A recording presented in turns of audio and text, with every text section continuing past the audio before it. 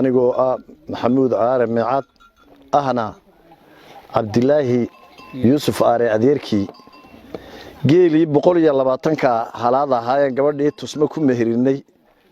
أيان هالكن قدوسين يا قالكي راها يعني هالكن قالوا جيل وين دقيق قدوتان بقول يلا باتنكي هذا بهالكن أنا يدين مرينا يا إمك يقول مقعدوا يدين أولي باردين تيرنا يقول يا جيلي وين دad gudotan waan gudoonay dhalinyaro waayelba waan gudoonay geelii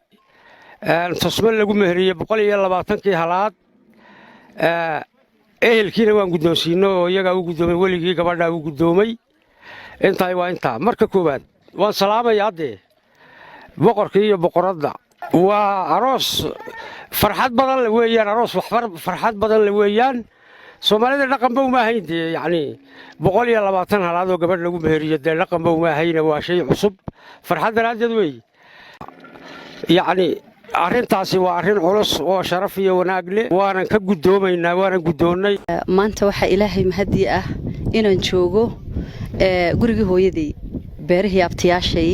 abtigay maxamuud aaran miicad hooyadii walaalkeed oo maanta garabkayga taagan geelaygina maanta isagoo gudoonsiiyay halkani waa dhulkan anoo yar ku ciyaari jiray harawa waa meel hodana oo ah meeshaan ku koray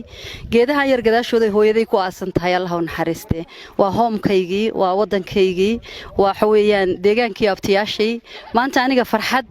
iyo xasuus aan la soo koobi karin ayay tahay caruurnimadeedii baan xasuustaa hooyaday macaan baan xasuustaa deegaankii awowgay iyo abtiyaashay baan maanta maaragtay ku suganahay farxadeeda lama soo koobi karo geelaygii baa la gudoonsiiyay alxamdulillaah abtigay macaan hooyaday walaalkeed maanta Ilaahay igu sameeyay isagoo caafimaad qaba inaan saaka boorama ka soo wada 120kii halaadna gacantayga saaray alxamdulillaah ummadda Soomaaliyeed fiidiyaan daawan doontana waxaan u leenahay waad mahadsantihiin